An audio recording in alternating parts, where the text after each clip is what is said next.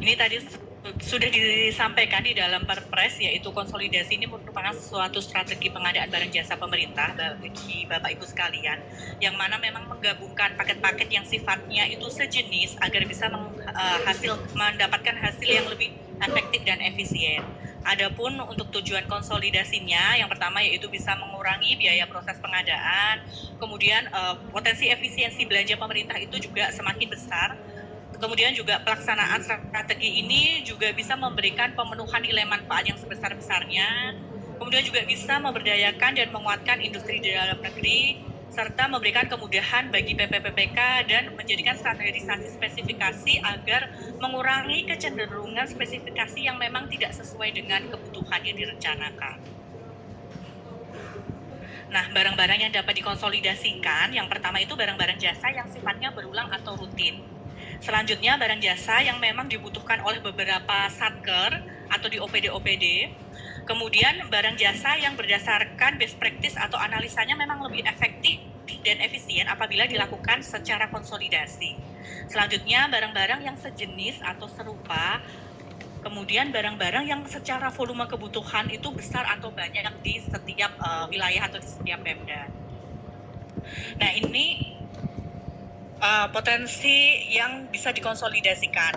Nah, ini kalau di pusat selama ini sudah melaksanakan konsolidasi meliputi material konstruksi, bisa besi, semen, aspal, kemudian benih, baik padi dan jagung, pestisida, pupuk, alsintan, pakaian dinas Polri dan TNI, sektor air minum ini beberapa sudah dilakukan oleh teman-teman di KL.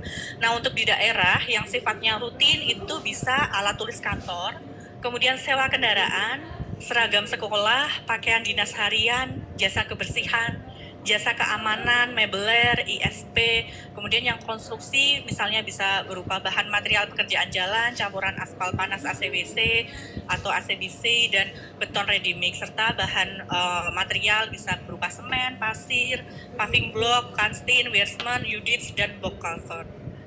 Selanjutnya.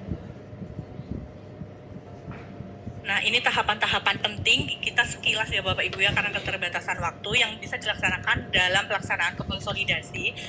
Itu bisa dimulai dari identifikasi data atau kebutuhan dari Bapak Ibu sekalian yang ada di masing-masing Pemda, yaitu berupa spesifikasi teknisnya sekiranya apa saja, kemudian volume kebutuhannya seberapa banyak, perkiraan biaya atau HPS-nya itu seberapa besar, itu perlu diperhitungkan di awal di bagian proses dari identifikasi data dan potensi kebutuhan. Selanjutnya nanti bisa berupa pendalaman karakteristik pasar, itu menginventarisasi pelaku usaha, mengumpulkan referensi harga, model bisnis, kemudian produk-produknya mau PDN atau produk UMK, itu nanti bisa kita pendalaman karakteristik pasar ini dilakukan setelah proses identifikasi kebutuhan. Selanjutnya yaitu mekanisme pemilihannya, apakah nantinya mau melalui katalog elektronik, tayang di katalog elektronik, ataukah nanti melalui metode lainnya seperti itu. Dan selanjutnya yaitu perumusan kontrak, ini nanti bisa berupa kontrak payung atau kontrak yang turunannya yaitu kontrak pelaksanaan atau kontrak lainnya yang selain kontrak payung. Nah, skema pemilihan penyedia melalui konsolidasi ini tadi sudah sekilas disampaikan, yaitu konsolidasi pengadaan dengan tender bersama dan tender items melalui SPSE, atau yang selanjutnya yaitu konsolidasi pengadaan dengan e-purchasing melalui katalog elektronik. Nah, mekanismenya itu nanti bisa tender ataupun negosiasi.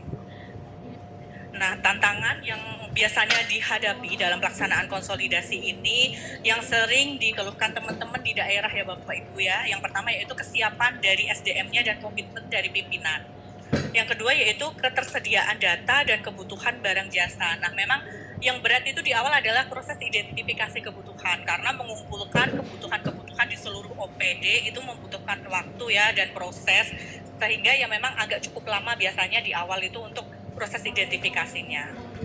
Selanjutnya, pemahaman terkait pasar dan proses bisnis, pembentukan harga, kepastian dari anggaran itu sendiri, apakah anggarannya ada di tahun tersebut, kemudian skema pemilihan penyedianya, dan penggunaan katalog elektronik ini untuk konsolidasi yang nantinya tayang di e-katalog.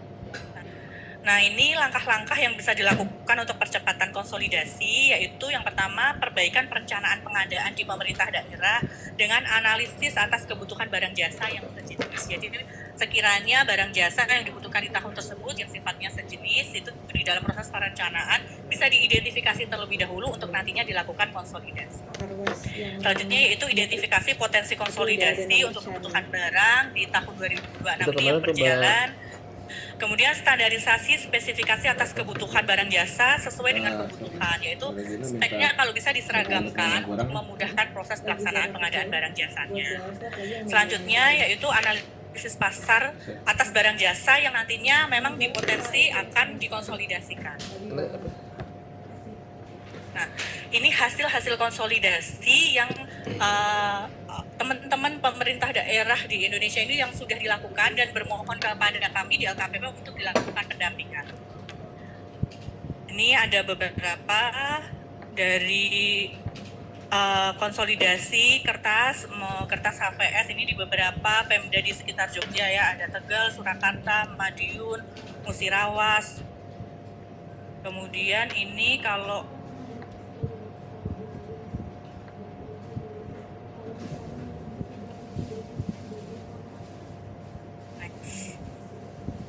ini kalau untuk di Kota Yogyakarta itu yang sudah melakukan untuk di wilayah DIY itu pengadaan kertas HVS Kota Yogyakarta, kemudian jasa kebersihan ini, jasa kebersihan Kota Jogja, dan jasa keamanan Kota Jogja.